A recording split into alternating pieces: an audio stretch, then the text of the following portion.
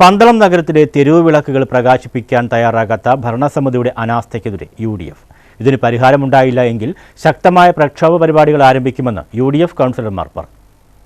പന്തളം നഗരത്തിലെ തെരുവ് വിളക്കുകൾ പ്രകാശിപ്പിക്കാൻ ഭരണസമിതി കാട്ടുന്ന അനാസ്ഥയ്ക്കെതിരെയാണ് പ്രതിപക്ഷം പ്രതിഷേധത്തിനൊരുങ്ങുന്നത്. മണ്ഡലകാലമായിട്ടും തെരുവ് വിളക്കുകൾ കത്തുന്നില്ല. ടൗണിലെ പൊക്കവിളക്കും കണ്ണടച്ചു. നഗരസഭയിലെ എല്ലാ വീഥികളും കൂരിരുട്ടിലായിട്ട് 1.5 വർഷമായിട്ടും പരിഹാരം കാണാൻ ശ്രമിക്കുന്നില്ലെന്ന് UDF കൗൺസിലർമാർ പറഞ്ഞു. പന്തളം നഗരസഭയിൽ കഴിഞ്ഞ 1 വർഷക്കാലമായി തെരുവ് വിളക്കുകൾ കത്തുന്നില്ല എന്നുള്ളത് വസ്തുതയാണ്. കാരണം കഴിഞ്ഞ ഓണക്കാലത്ത് പോലും നഗരവീഥികൾ എല്ലാം ഇരുട്ടിലായിരുന്നു. പന്നുകളുടെയും തെരുവ് നായ്ക്കളുടെയും ഇഴജന്തുക്കളുടെയും ശല്യം അതീവ രൂക്ഷമാണ്. സന്ധ്യയായി കഴിഞ്ഞാൽ പുറത്തിറങ്ങാൻ പോലും ജനം മടിക്കുന്ന സാഹചര്യമാണുള്ളത്.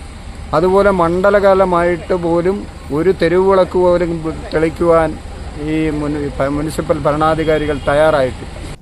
ഇതിന് പരിഹാരമുണ്ടായില്ല എങ്കിൽ ശക്തമായ പ്രക്ഷോഭ പരിപാടികൾ ആരംഭിക്കുമെന്ന് UDF കൗൺസിലർമാർ അറിയിച്ചു. News bureau, Pandalam.